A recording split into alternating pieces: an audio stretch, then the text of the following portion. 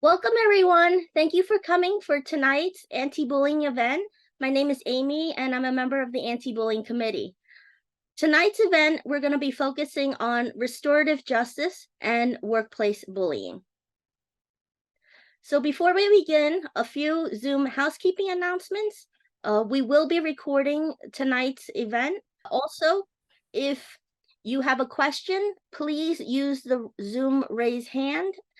At the end of the presentation, we will take all questions at the end with the Zoom raise hand, or if you want to drop it in the chat, you may do so as well. The chat can also be used to share useful information with one another, as well as introducing yourself, or if you have a technical question. We ask that all participants remain muted during the presentation, and when we call on you to speak, you can unmute yourself and then speak. In 2021, our PSC Executive Council adopted our community norms and practices. These norms and practices serve to guide our interactions with one another and serve as aspirational goals for us. Please follow along as I read our PSC community norms and practices.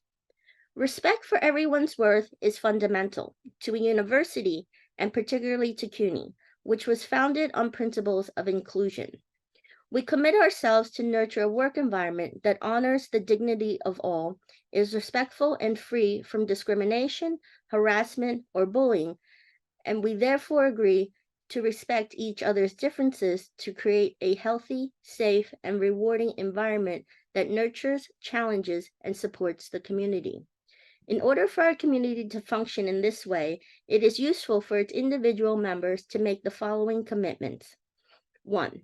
I commit to conduct that is mutually respectful and not discriminatory, harassing, bullying, or threatening.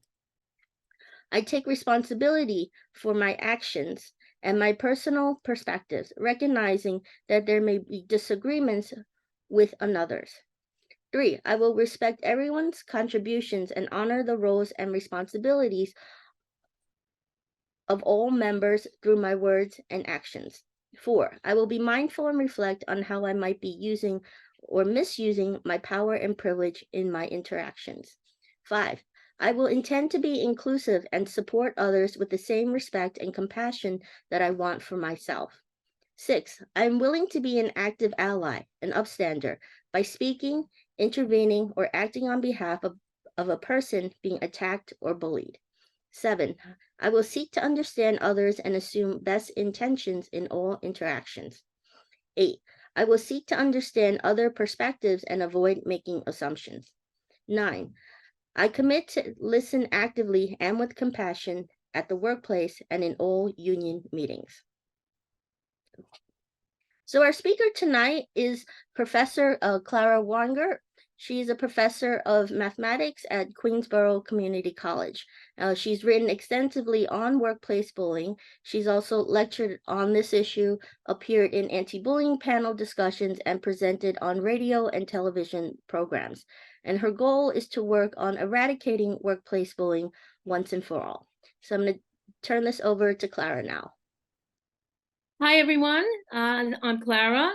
And so what we're going to do is we'll go through the PowerPoint. If there's any questions, please let me know if there's questions about what we're talking about. Our goal is to actually solve this issue.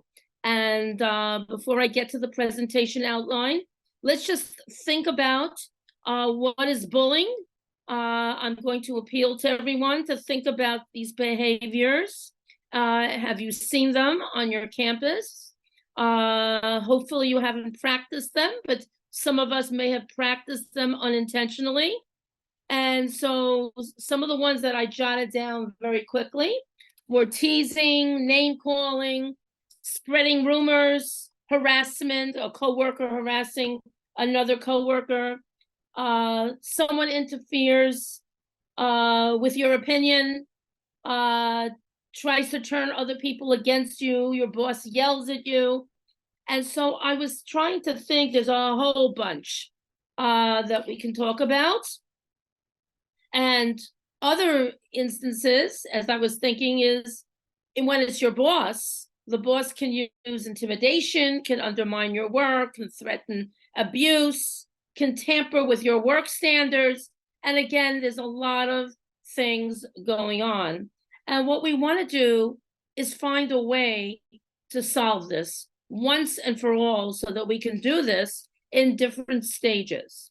And so in order to do this, we're going to talk about the concept of restorative justice, what it means, how it's developed into restorative practice, and how it relates to the university, and its application into restorative circles, and solving workplace issues through restorative circles. When you want to restore something, you want to make it come back to its original quality in a way that's not harmful to somebody. And so that's why restoring is a very important concept here. So we want to get rid of all this intimidation, and we want the risk for health and safety, the abuse and misuse of power, this imbalance of power, to really go down. And again, you'll ask me any questions if that comes up. Okay, so let's talk about restorative justice summarized. Okay, it's a philosophy, a set of practices rooted in indigenous teachings, okay, that's many, many years ago, that emphasize our interconnection by repairing relationships when harm occurs, while proactively building and maintaining relationships to prevent future harm. So we can see that restorative justice is about community building and development. It's about working together with others and repairing our relationships and making sure that we communicate, and we want to prevent any harm. So what do we want to deal with, basically? Okay, the rise of restorative justice came up as an alternative to approaches in the court process in the 1970s. And again, what we want to do is, instead of having a target and a bully, let's think about it as a boss and a colleague, so to speak, if that's the case, and we don't know who's the bully there and who's the target. But what we want to do is develop some sort of community building so that we can look at the process and try to understand what's affecting us and how we can all grow together in the department through this process. So it has its precedents and roots in the ancient traditions of indigenous peoples around the world, and justice processes reflect the understanding that crime and other acts of wrongdoing just don't violate laws, but they cause harm to people, communities, and relationships. And so originally, the concept of restorative justice came from trying to solve crime in our society.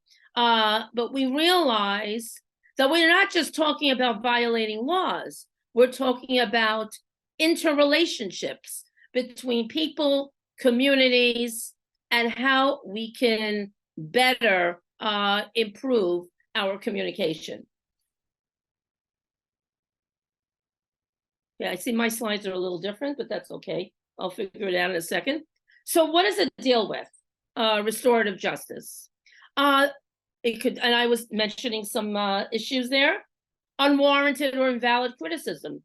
Boss talks to the colleague or to a faculty member or a CLT or a HEO and criticizes work unfairly. Blame somebody without any facts. Treating somebody differently for whatever reason from the rest of your group. Using foul language at someone, like being sworn at. Excluding someone, social isolation. Being shouted at, that's what we were talking about before. Humiliation. Jokes, being the target of practical jokes, even somebody who excessively monitors you, like your director monitoring the coordinator and watching every step of what's being done. And so we like to use restorative justice to work with these issues, the various issues that come up in what we call workplace bullying, which we will define at the end. I mean, again, let's think of bullying as some sort of disagreement. It's a intimidation, a humiliation, a discomfort between, let's say, someone who's higher up the ladder, someone who's lower on the ladder, and it's an imbalance of power. So we'll get back to the workplace bullying. Okay, let's go to the definition of restorative justice practices. So we're going from restorative justice, okay, which is basically that started with trying to solve crime in our society, to restorative justice practices, okay, which is a set of formal, informal strategies that build relationships, gives you a sense of community, prevents conflict. So in other words, when you build that sense of community, with the community, you try to solve these problems and you solve these wrongdoings so that you can repair any harm that was the result of such wrongdoing. So we develop a broad range of techniques for managing community relations. So restorative justice is gone to restorative justice practices, and which we're equating with restorative practices.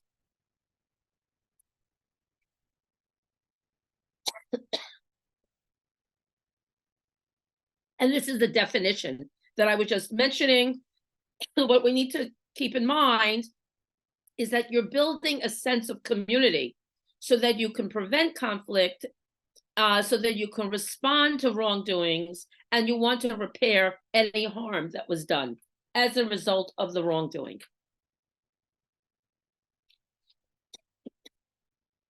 So what happens when you have restorative practices?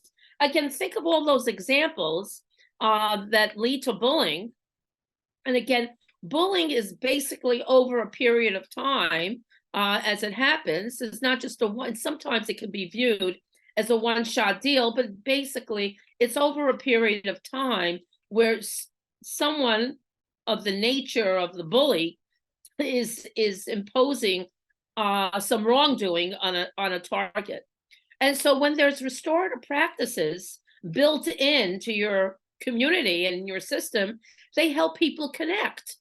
And you find ways to interact and address conflict and problems and harm. And you use the knowledge and the practices and the customs of the community that you're in. And so the idea is that you want to embellish your restorative practices so that you can fight workplace bullying. So the roots of restorative practices, again, are just like what we said before with restorative justice. It's been around for a long time, but now the emphasis is on communal healing.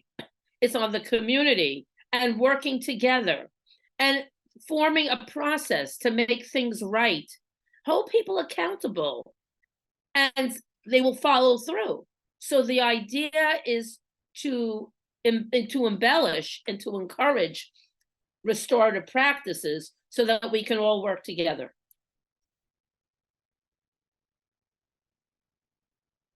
So let's look a little bit more on the restorative practices.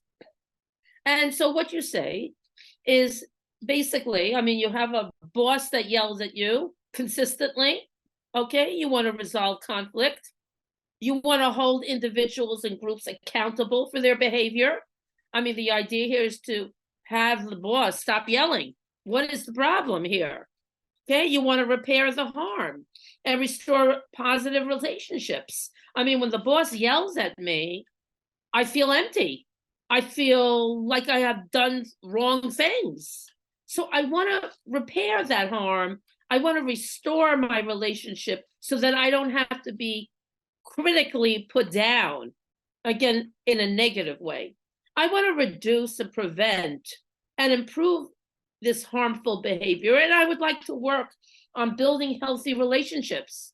And in this way, when I have these pivots, I can address and discuss the needs of the community.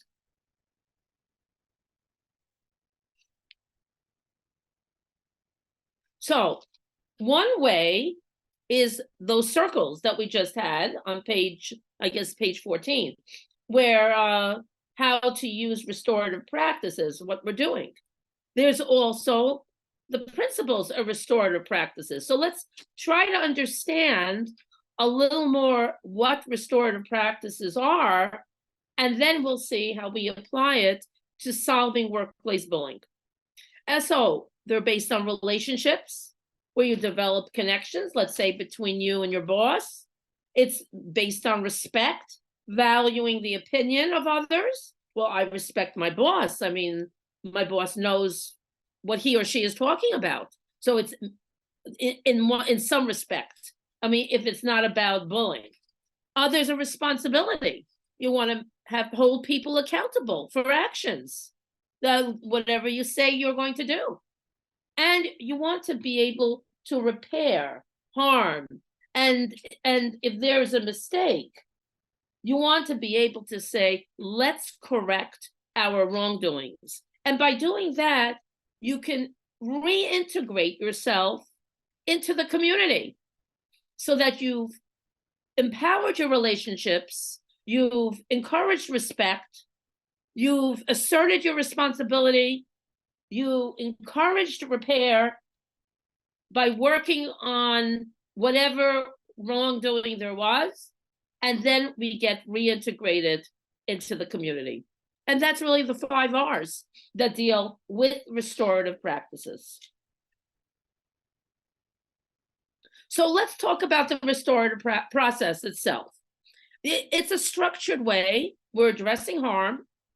My boss is screaming at me every single day, nonstop, including all stakeholders. When my boss screams at me, there are other people in the office who hear it. So they're therefore affected by the harm and or the wrongdoing as well.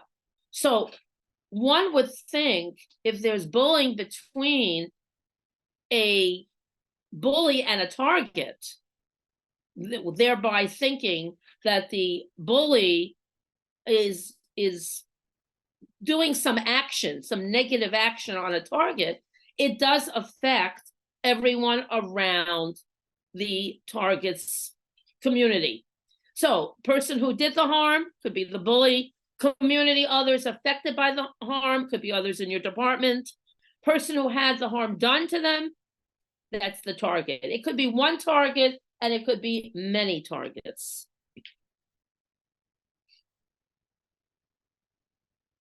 So now let's take a look at the different aspects. So we're talking about restorative. What does it mean to be restorative? It's the ability to repair your health, your strength, your feeling of well-being. It's like a medicine that helps you, or a drink that helps you, or whatever you think helps you. So you're reinstating what you had that you had in a former condition. And when we talk about restorative justice, we're bringing together basically the target. I say the target, not the victim. The offender, we bring the bully together, and we bring the community together. And all 3 are brought together, and we can form a circle of peace, where we discuss what happens. We can have a family group conferencing, quote unquote family. We can have community conferencing, where we discuss the situation, we look back at our behaviors, and we try to repair our wrongdoings.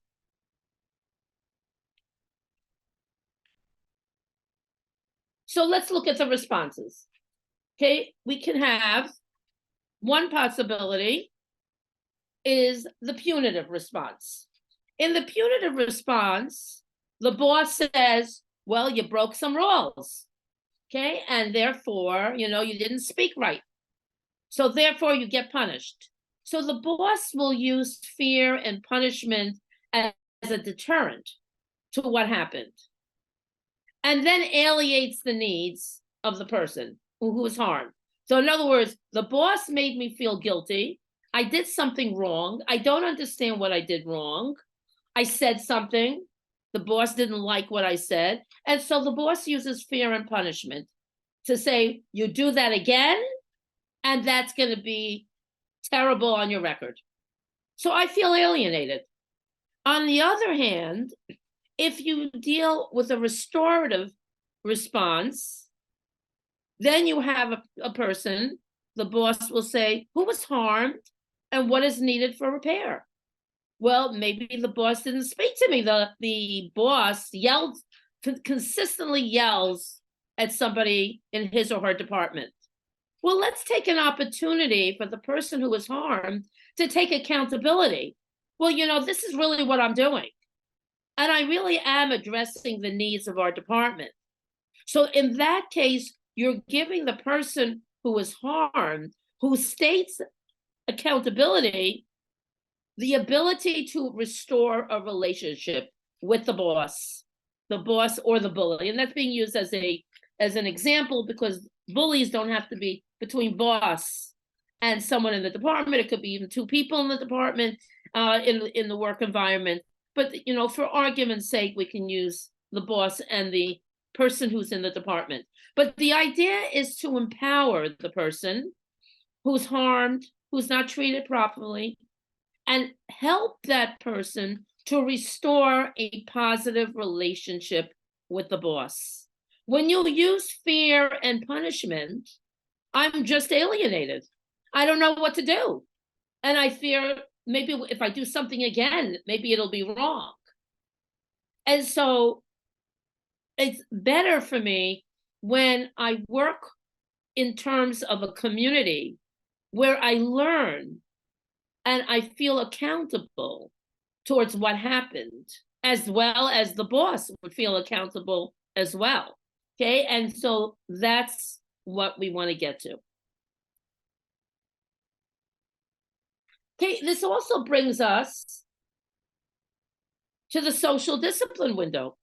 I mean, how much discipline do you want to have, really? How much effect will it have? I mean, if we use restorative principles, we will think about problem solving, and we'll get into those questions that you can ask. We'll be respectful of others. We'll collaborate with you. We'll take responsibility and accountability. But if my boss says you did something wrong, you should not have spoken that way, that's very confrontational, very authoritarian, and it stigmatizes me and puts me in a corner. Or you may have a boss who just doesn't want to say anything, and the boss is just indifferent or unsafe for that matter. And then you have a response where the boss says, well, it's okay. Whatever you do is fine. Even though there was a problem, there may have been some problem coming out of actions. Okay, the issue is that you don't want to have a boss, and I'm equating here with bully, who's permissive. You want to be able to build on your community so that you can solve problems in a respectful, collaborative manner. And so that when the situation comes up again, some form of the situation comes up, you're able to better deal with it so that you can take responsibility.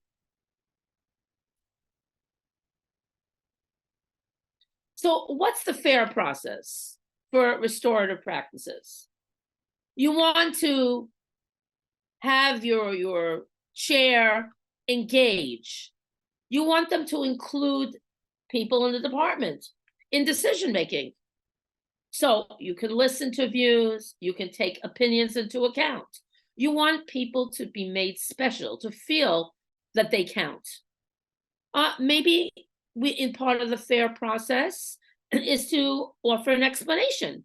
Well, this is what we're doing today. This is what the boss says.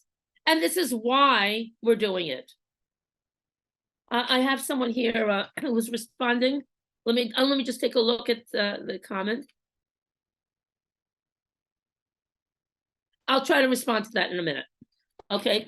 Because we at the Anti-Bullying Committee work with those who are being bullied.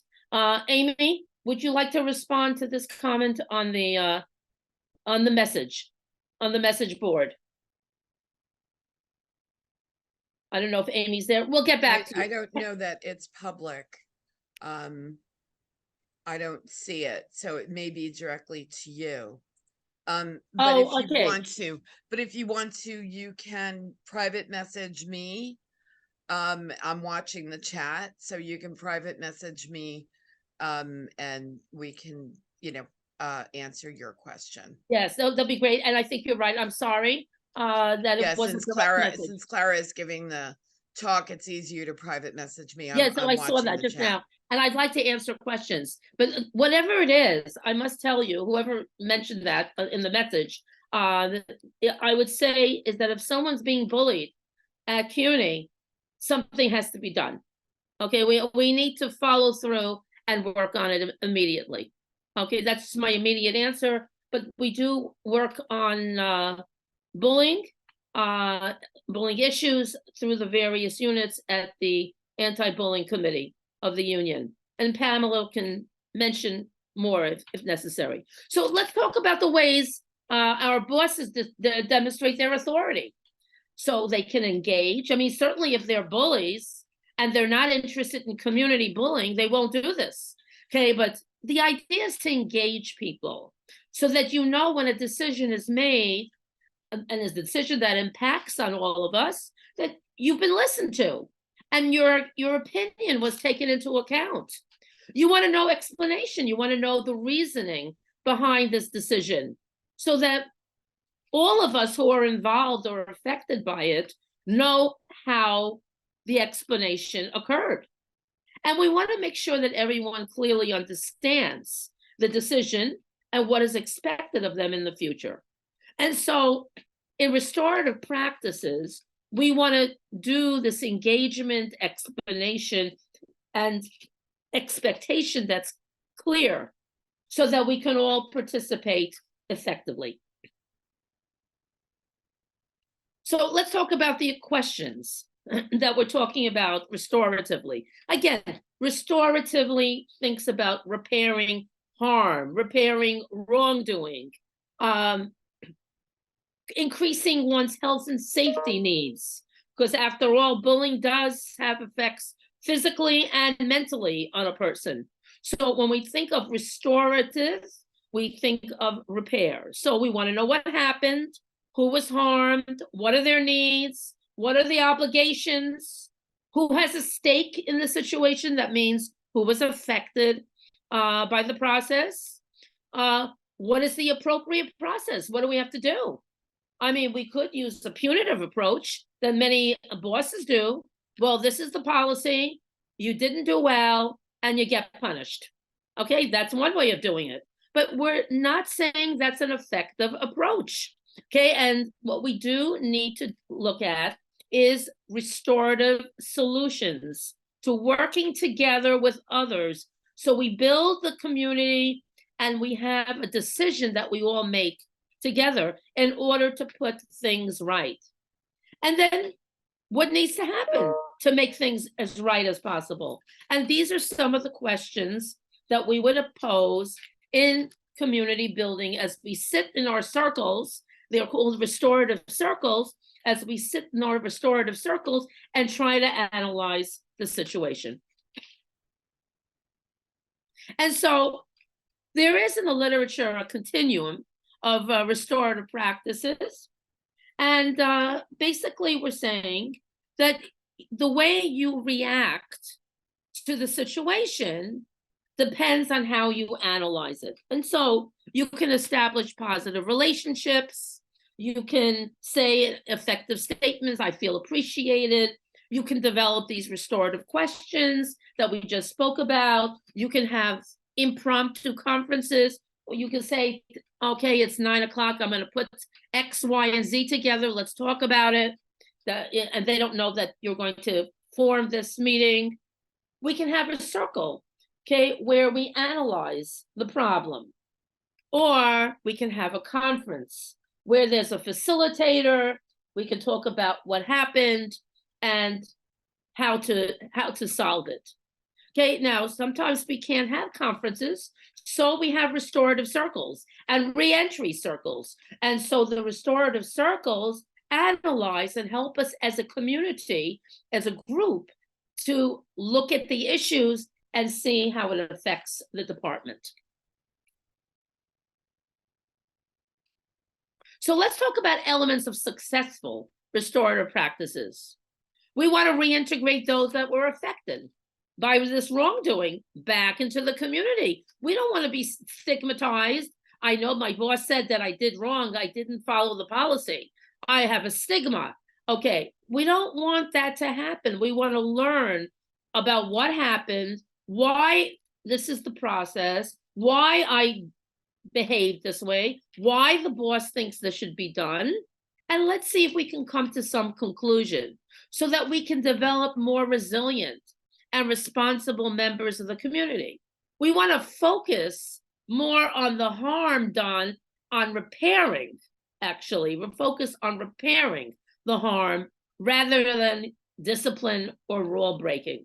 So in this way, self-esteem is increased, self-control is managed.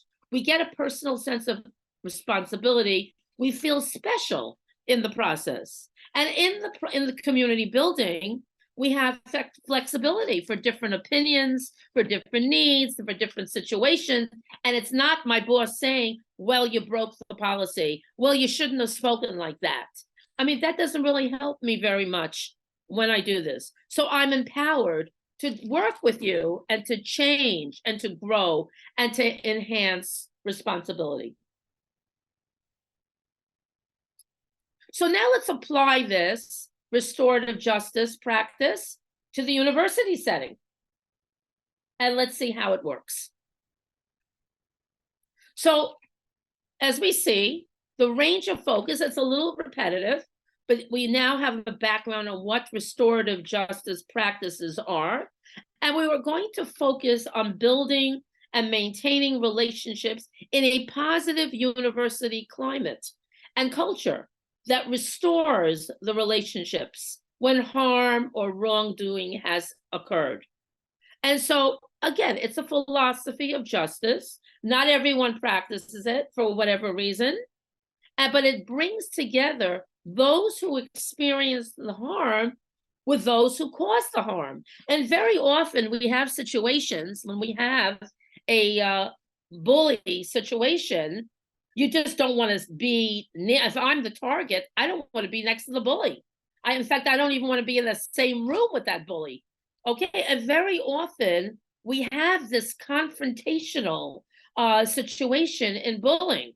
But restorative justice says, and it has to be wanted by both parties. I mean, that's the big thing, that we want to bring both of us together, both meaning whoever was affected by this intimidation, so to speak.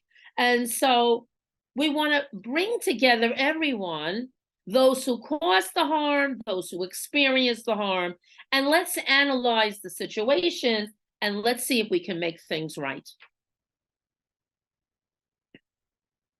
So in that process, we'd have to acknowledge when a person does harm to another person, it's possible they harm themselves and the whole community. After all, if it's your boss, the boss is part of the community. And so the boss is putting himself or herself on a pedestal. And so that can be viewed either as harming oneself, or it could be viewed as maybe the boss won't be in the boss position for long. Okay, it depends on the situation. In a university setting, inappropriate behavior is harmful to relationships.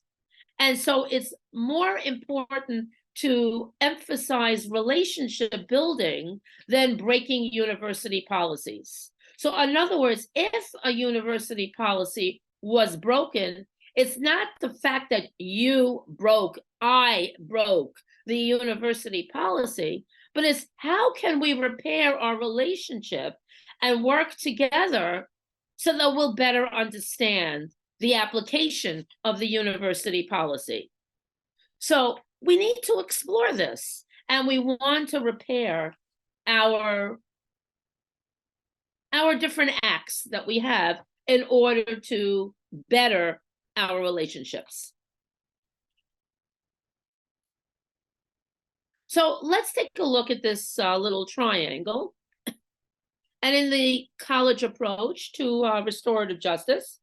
And so we have college-wide prevention practices. You want to develop healthy, we really do want to develop healthy relationships. We don't want our boss to be screaming at us and yelling at us all the time.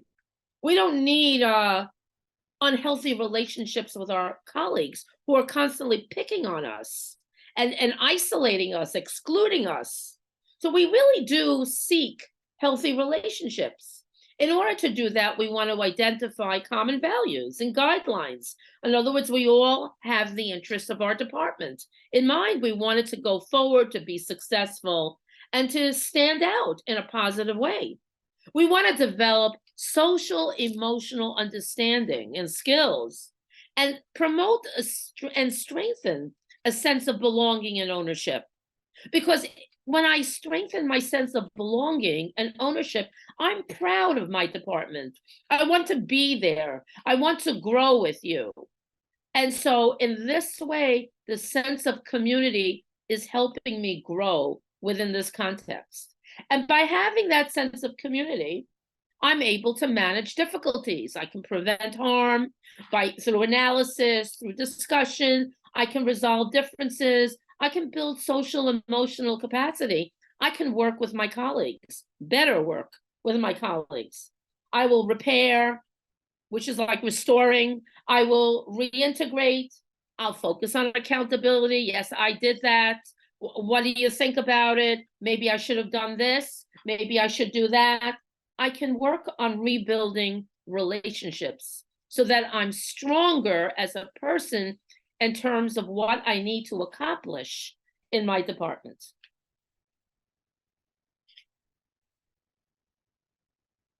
So this brings us to the skills of restorative principles. Okay, you want to have empathy, you want to listen to others without judgment, and you want to be reassuring. You want to be mindful of others. It's not about putting down and yelling. You want to treat people with respect, self-care, presence, modeling.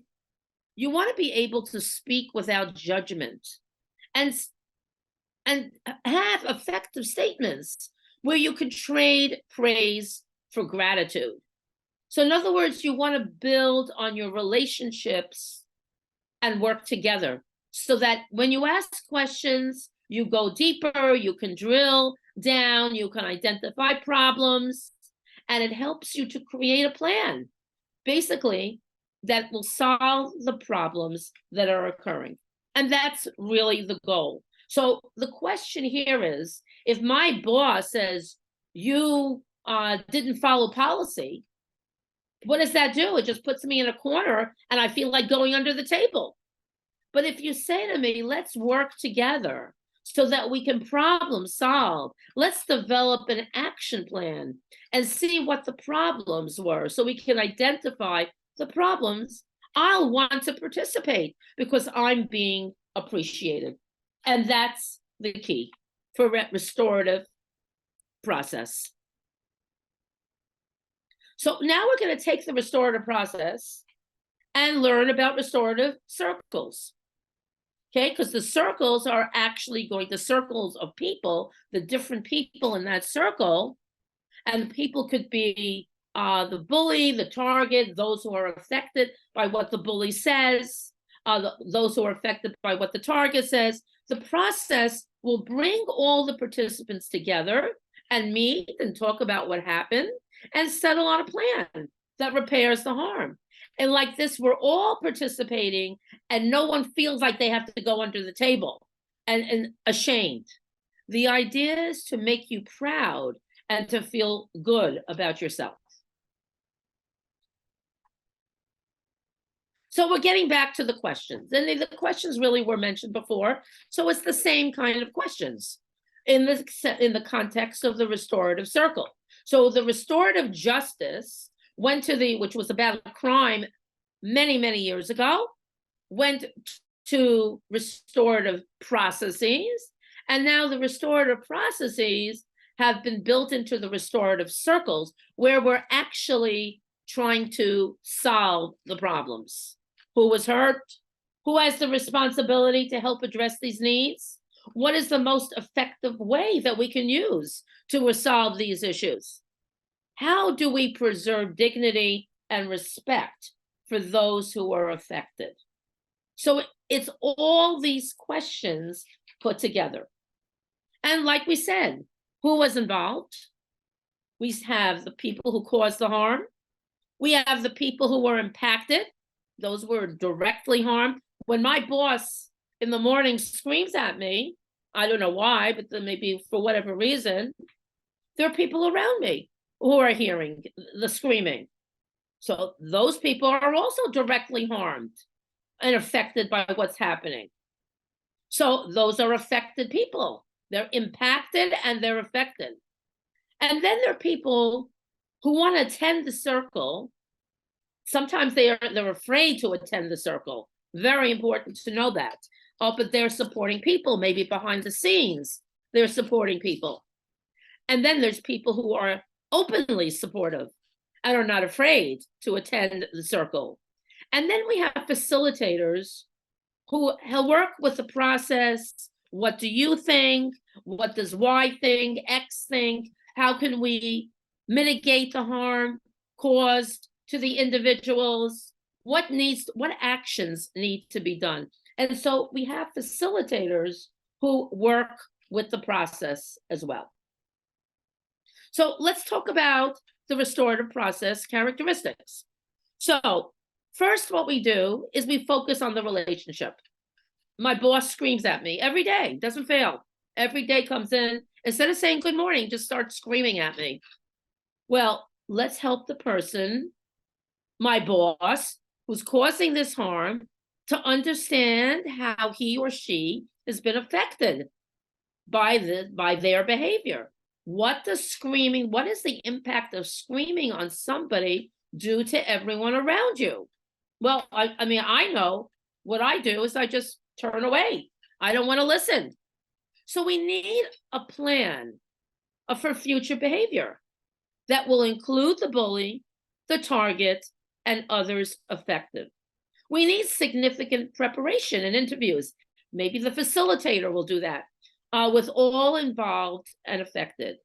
And then maybe sometimes you have a written agreement, sometimes you have a non-verbal agreement or a verbal agreement, and you follow up with those with monitoring responsibilities.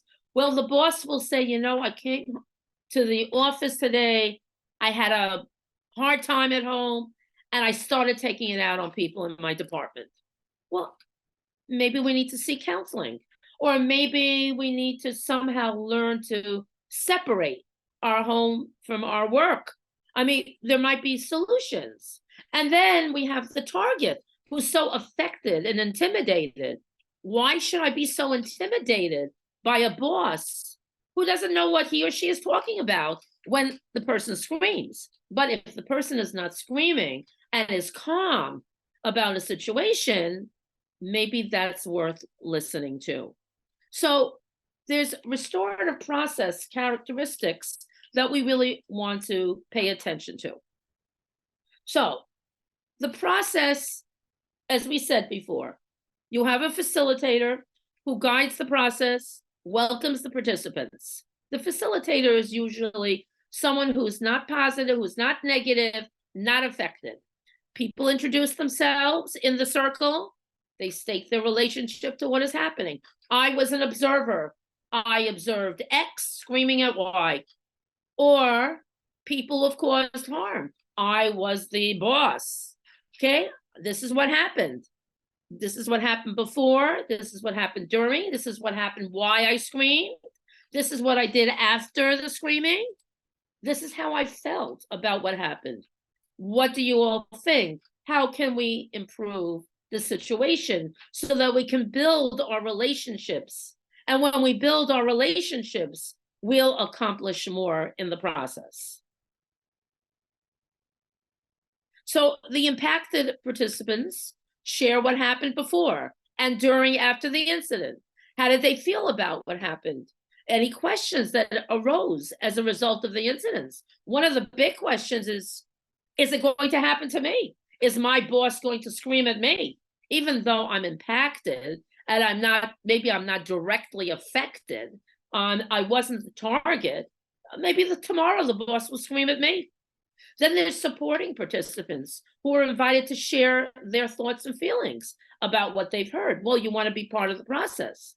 I mean, I know at CUNY, some of us are afraid to be part of the support group, okay? I mean, unfortunately, okay? We need to have a welcoming, and again, it's not a general statement about CUNY, but I've been more than often I've seen more than often people afraid to stand up for a target. Okay, so supporting participants are invited to share thoughts and feelings.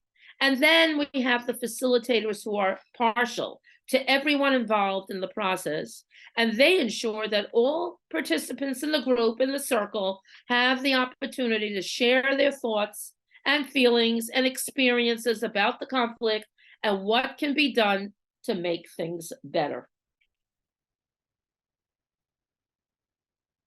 So now we have the participants. So we have the impacted participants, those who are directly impacted. We have the supporting participants, those who want to share thoughts and feelings about what happened, maybe those who saw what happened, or people who didn't see what happened, but they still want to share. We have facilitators. Now, once everyone has shared their thoughts and feelings, we brainstorm options for repairing the harm. Why is the boss screaming every morning? What is the problem? Let's think about some options so that this doesn't happen anymore.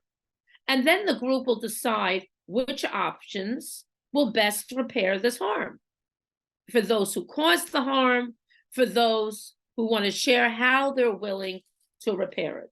Well, let's see, maybe the boss needs to take the responsibilities that he or she has and divide them up amongst people in the department. Maybe the boss has a lot of work to do, and as a result, needs to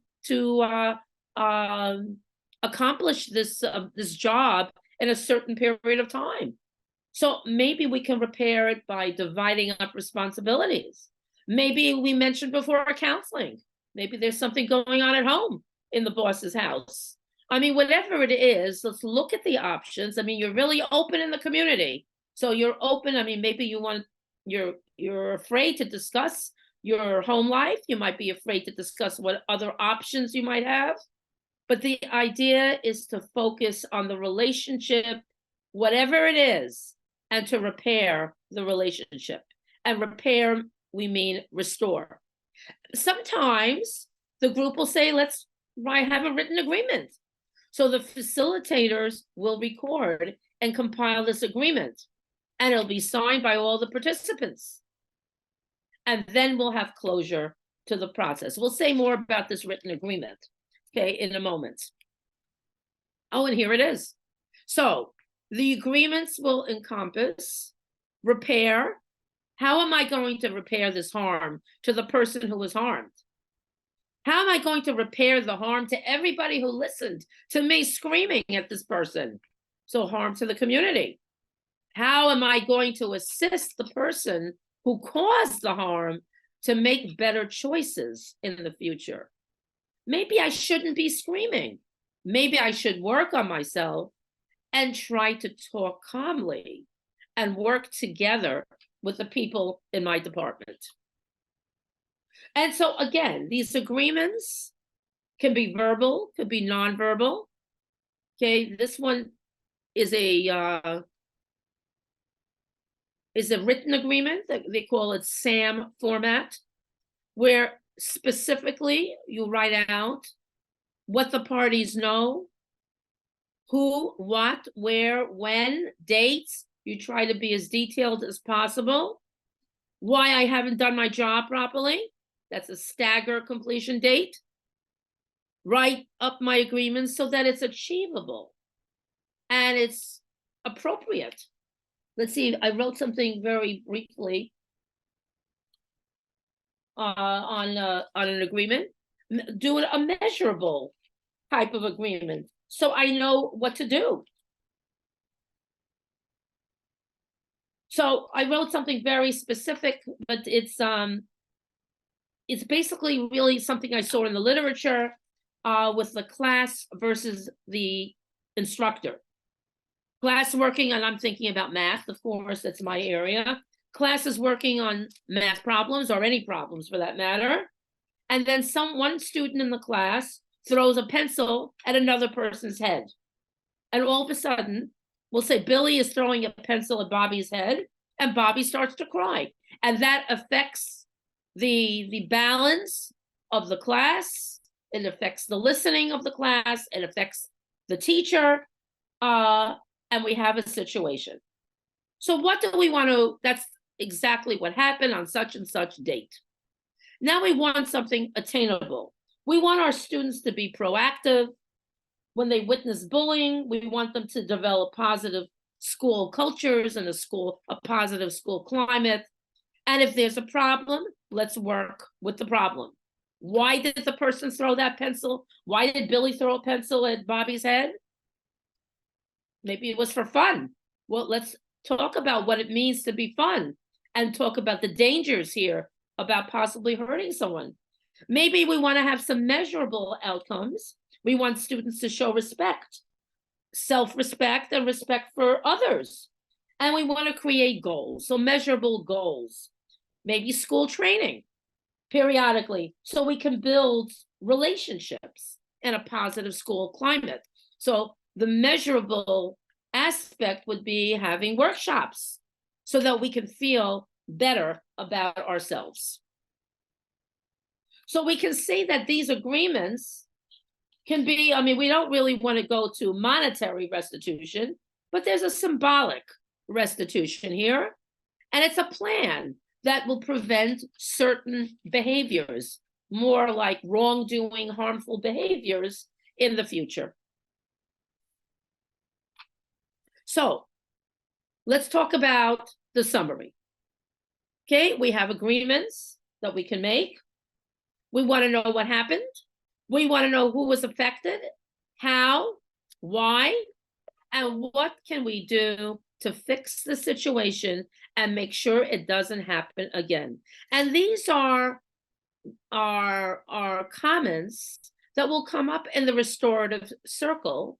The facilitator will jot this down, we'll take notes and minutes, and then we'll read it through and we'll try to live up to our agreement.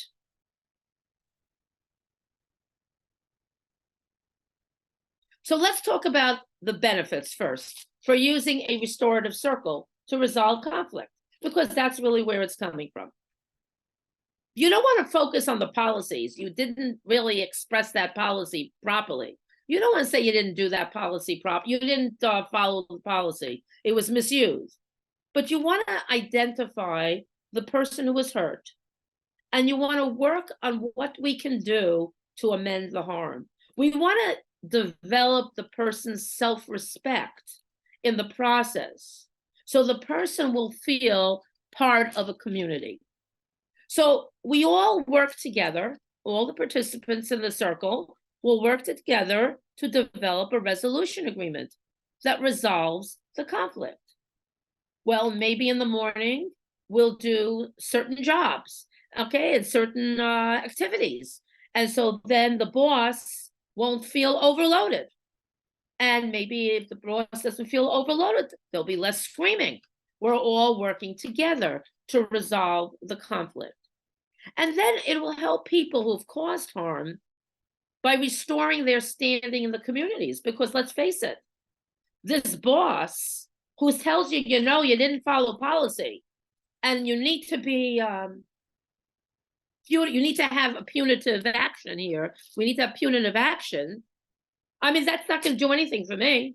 All I'll know is that I got punished. That's all I'll know. But I won't know how to affect the situation by understanding the policy more. What could I have done so that I could have expressed myself better? So the process is to restore standing in the community and repair any relationships damaged by actions, by actions of the person who is harming.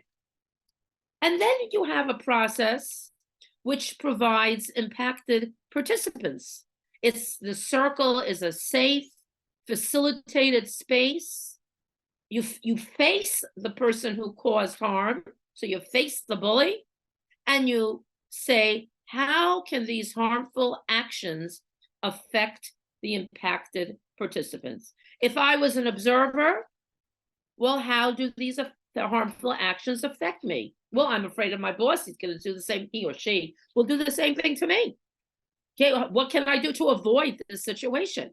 But if I'm in a restorative circle, I can discuss this better, and I can face these actions and work with them. And that's really why this is such a good solution to workplace bullying, because we're all working together to improve our environment so that we can express ourselves to our utmost potential. So everybody, not only the impacted participants, but everyone plays an active part in deciding how the person who caused the harm, including the person who caused the harm, can best repair the actions of the harm. We want everyone to work together to develop communication, restoration in the best way possible. What does this process do? It allows the supporting participants to objectively express what has occurred and how the harmful actions have affected the impacted participants. Well, I see that the boss screams at you every morning when he walks in, or she walks in, and it just makes you feel terrible. I can just see how you look. So by discussing these feelings in the restorative circle arrangement, I come to grip those feelings, I face those feelings, and I try to work them out. So the process also will allow for absent participants to contribute their voices. Maybe I want to say something about this boss, but I want to do it anonymously. So I can share an impact statement and have the facilitators express that. So that's another way to have the restorative circle process help out the situation so that we can work to our utmost capacity. But now we need to also talk about, this is very good, about restorative circles. Let's talk now about shortfalls of restorative circles. Maybe it's a rushed process and not enough preparation is done for the facilitators. Remember, it's the facilitators who are working with the supported participants, the impacted participants, the bully, the targets. So, and they're trying to come up with something, maybe with an agreement. Maybe let's review what we discussed up to now and let's see how it goes. So we know that it has to include everybody, everyone who was affected. It has to talk about feelings and perceptions. I feel terrible. I'm angry about this boss. I don't want to work in this department anymore. I want to leave the college. So in other words, you need to inquire about the feelings and perceptions that are impacted from bully to target, actually. So in that, or targets, okay? And so, because sometimes the people who observe also feel like a target, even though the bully may not have meant that person. Follow through with agreements, that what the facilitators should do. Monitor those involved. Let's see if the bully came in tomorrow, and if the bully comes tomorrow and screams again, We tried to look and work with a solution today. We tried to diffuse responsibilities by having the department take some of these responsibilities so the chair won't feel so overloaded. Maybe that should help. It's not necessarily a shortfall, but sometimes the question of legal process comes up. Okay, and that's an important matter to think about. We want to solve this without legal process. We don't like to sue one individual against another individual, but sometimes we just don't have any other choices. But in this respect, and this topic, we really want to solve the workplace bullying, which is where we're going to, without legal process. We want to solve it through building up communities and working through relationships. And then sometimes it's not confidential because everyone who's involved in the circle can participate. So confidentiality may be an issue in the process. But that being said, restorative circles can work because they address underlying issues, they build a connection, they limit isolation so you don't feel excluded. The impact of the harm, why it was done, and why I felt harmed by this action is better understood. Targets have a voice, they have a choice, they feel safe. There's increased accountability. Well, the boss will say, you know, I'm going to try my best not to scream tomorrow when I walk in. So there's an accountability. There's increased understanding of diverse perspectives. Well, maybe, you know, one person feels a different way and another one feels a different way. But the idea is to build up all these diverse perspectives and to discuss them and bring them on the table. And let's discuss them so that the university culture becomes a more positive climate. So let's solve workplace bullying issues through restorative circles. We can see how it's been done in the past, workplace bullying, and it's really an imbalance of power. I'm just going to summarize all this. Okay, this was taken out of the notes. It's an imbalance of power where one is intimidating, humiliating. There could be verbal, physical abuse. It's more than harassment. We're concentrated at the place of work. Unfortunately, it can happen at home as well. And it undermines the individual's right to dignity at work. And this is really the heart of everything. We want to preserve dignity. And if there's an affront to dignity, then we have a lot of problems. And that's really what workplace bullying is about.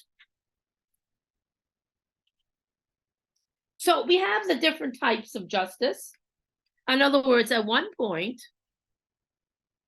I was trying to give examples. The bully, again, we'll go back to the screaming bully. Okay, so one possibility, the target can say, we have to be careful about what we say, especially on the job, because in fact, you should be careful at all times what you say, and allow people to express themselves to the degree that they want to. But we need to do it with respect of others. And that's what we need to learn, is respect and dignity. So when my chair comes in the morning and screams at everybody, in addition, it screams at me, I want to say that the bully deserves to be fired for screaming at me during the department meeting every month. This is at the department meeting. I just can't take it. So that's an example of distributive justice. Again, there's different types of justice, but again, we're looking at restorative justice. Then we have the person who heard the boss screaming. I'm going to HR. I'm going to file a complaint. Well, guess what? HR will say, well, the boss has the right to say whatever he or she wants. There's no policy about this. So there's no investigation. That's a procedural justice type of situation. And then we have the interactional justice, where the target complains directly to the department chairperson that he or she is incompetent and unfair. I mean, that's a big thing to do. And that can affect relationships. So these are some of the types of justice that I saw in the literature. But the restorative justice talks about the organization as taking responsibility for any harm that it does. It owns up and it takes responsibility for any wrongdoing. It focuses on healing, because as I take responsibility, yes, this is how I behaved, I'm sorry. That means I want to work with you and to have a breakthrough. I want to heal the situation. I want to feel better. And so by saying I'm sorry, let's work together, we're dealing with the restorative type of justice.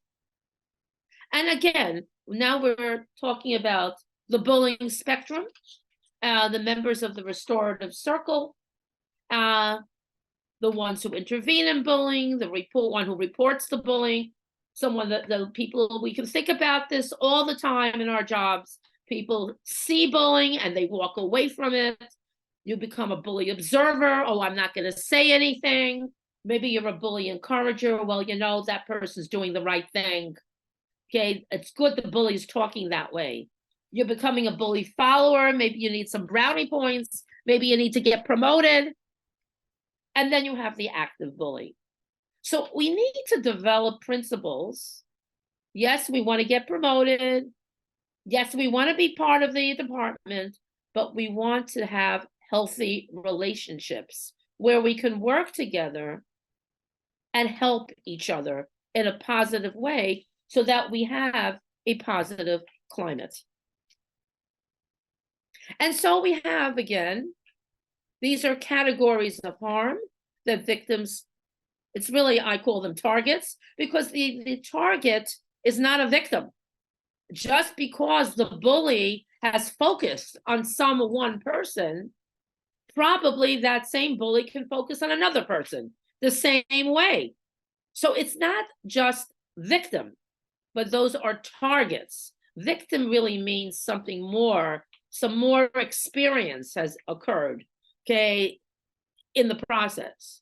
So in these targets, there's social effects. We spoke about some of these in the restorative justice type of setting, and certainly it applies in the restorative circle and in university environment. People isolate, they stigmatize, they say, well, you know, what I did was better than what you did. Oh, look, I'm doing this for free. Okay, it creates social maladjustments. There's a loss of coping resources. Look, I'm only a member of my department, and I just have to listen to my boss, my chair. Whatever my chair says, I have to do. It's not necessarily the case. So all of a sudden, I can lose coping resources. And these coping resources can be lined up with social situations, and they can be negative. You can have psychological categories where all of a sudden I feel desperation and helplessness. I can't do anything. I'm going for promotion next week. I'm very angry at my boss for talking to me this way. I have anxiety and despair, both about the way he or she talks to me and the fact that whether I'm going to get promoted. So there's feelings of desperation that can happen. And then there's psychosomatic and psychiatric situations. And we think hard, we can find people who are affected this way in our environments. Unfortunately, I've seen too many, where people are depressed, someone commits suicide, they have illnesses, and they want to stay away, they don't want to come to work, and it could affect them and affect their health. And so we want to develop a process where we all work together in a positive way, where we can discuss what we need to discuss and not worry about judgment categories, so that we can help the situation and improve on the situation.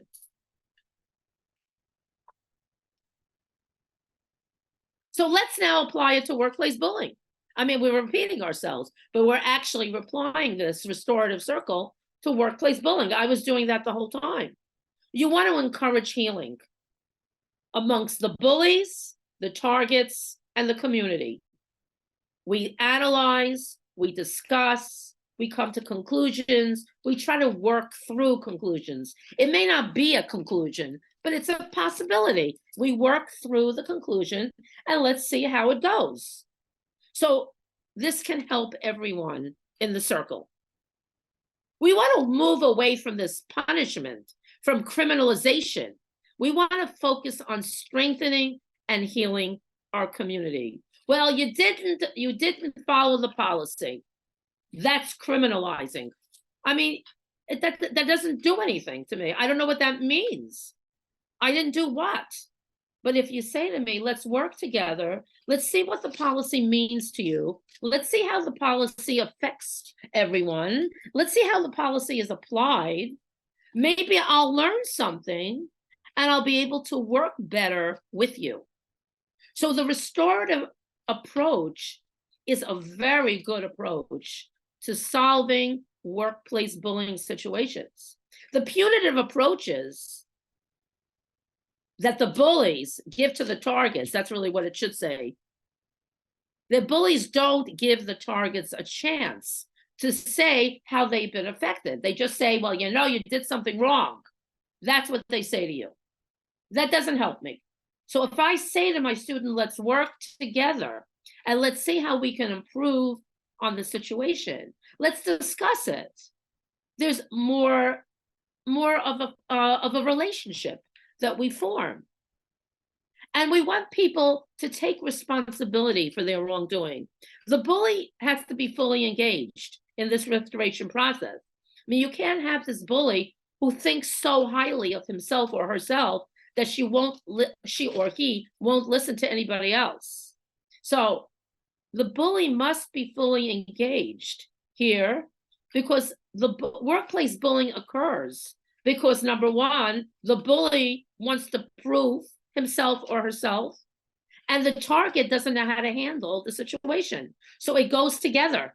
And so both must be fully engaged in the restoration process, and both must want to work on healing and repairing relationships. So the bully, and I know many cases where people are afraid to come face to face with the bully. I mean, some targets are just afraid of that bully. But in this situation, we come face to face with the bully as a target. We listen to the harm that the bully has inflicted, and we try to make amends for the target. We try to ask the bully, why did you use this approach? What caused you to use this approach? Why were you affected? The target says, why was I affected by this approach? Well, I don't like when someone talks to me in a screaming fashion. I want people to work with me. So through observance and the rest of the community, I can come face to face with the bully and the target and understand the situation better. And then the opportunity for targets to express the harm they've suffered at the hands of the bully is very important. There are many chairs, for example, or directors for that matter. I can't say VPs, but I know of chairs and directors who don't even know there's a problem in the first place. So it's very important for people to know that there's a problem. Now, if there are people who say, oh, you think there's a problem? Well, there's no problem. That's an attitude, and that is a problem. The attitude is a problem. Okay, and so the opportunity for targets to express the harm that they have suffered at the hands of the bully is important. So it's part of the healing process. It's the target will be healing and the bully will be improving his or her actions. It's a healing process on both sides. So very often, what do universities do? Okay, they suspend, they expel, they say, I don't want to even deal with this. You're out. They give you a discipline referral. But if there's further training, okay, in which we can remove the bully or target for a certain period, maybe we can teach the bully and target how their actions have failed and take into account the needs of the target and the bully.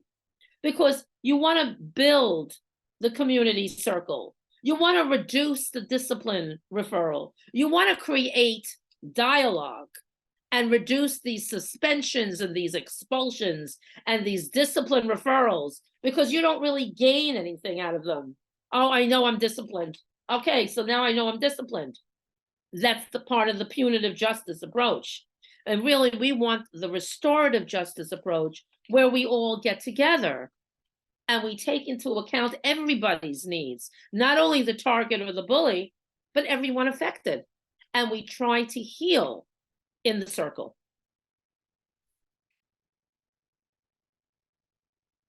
So it's important to understand the social issues of those who bully. I mean, very often, let's think about it. Let's think about our chairs, our directors, some of our VPs. There's a need to control. There's a need to criticize. There's a need to show aggression. There's a need to take over. And it's the responsibility, and I put the responsibility on the university to present a positive working climate so that we can help heal the bully. Find out the root cause of bullying, why it's happened, why this action has happened, why the bully has to have this action with the target, and this divisive action with the target, so that it impacts on our jobs and our responsibilities. We want to establish policies that bullying behaviors will not be tolerated, and the dignity and respect of all employees are supported. And that's very, very important.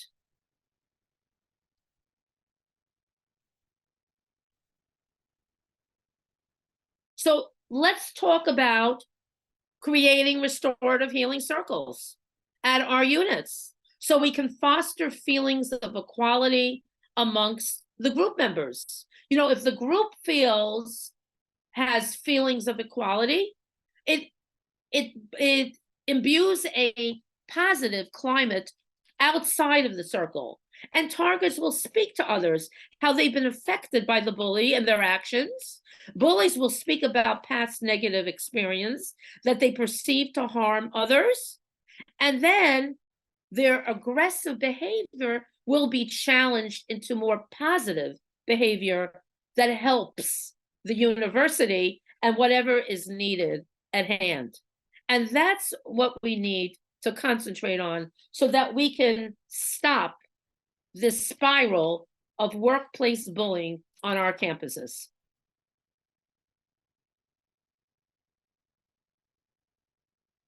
Okay, I don't know if we have this time for discussion here. If we should talk about the exam, are there any questions? Should I discuss the two examples? I'll mention the two examples, what they are. I mean, these are probably two typical examples that I have seen, I hate to say, in my college, but they could have been at other college campuses as well. This is Sally and Jean. Sally works for Jean, and she feels threatened. Sally feels threatened by Jean, but Sally knows about the college a lot. She knows what's going on, but Jean comes over to Sally and criticizes, and loudly. Everybody hears her, and provokes Sally. And it's very hard. Sally can't cry. I mean, I guess she tries not to cry. You can cry, but it's, you know, you want to appear strong on your job. Okay, crying is not necessarily weakness. Okay, but Sally wants to evoke a strong persona. And Jean just stays there in the area and criticizes Sally as she walks around and looks at her work and keeps on walking around. And it happens every day. And what happens? Sally is thinking of quitting. And so this is an example of what we can discuss in a restorative circle. Why is Jean behaving this way? What can Sally do so that she can have a better relationship with Jean? Why is Jean walking around and observing what Sally is doing if Sally's doing her work? And there's a lot of questions that can be used in the restorative circle approach.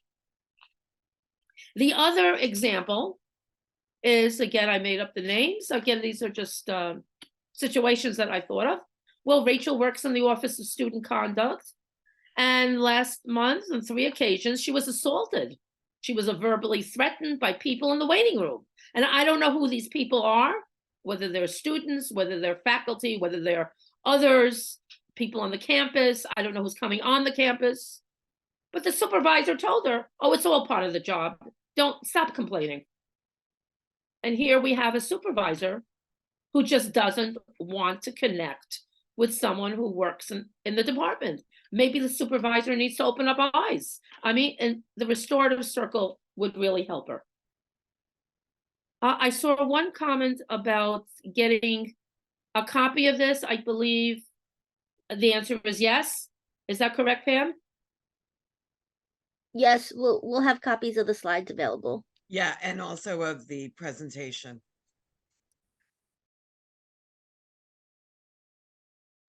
Claudia? And in relation to anyone who asks me, you're certainly able to email me, CWAJNGURT at qcc.cuny.edu, or if privately, if you want, not on my CUNY site, CWAJNGURT at gmail.com, if you need my help in working with situations that occur. And again, we all work with this on the Anti-Bullying Committee. I guess I'll handle the questions.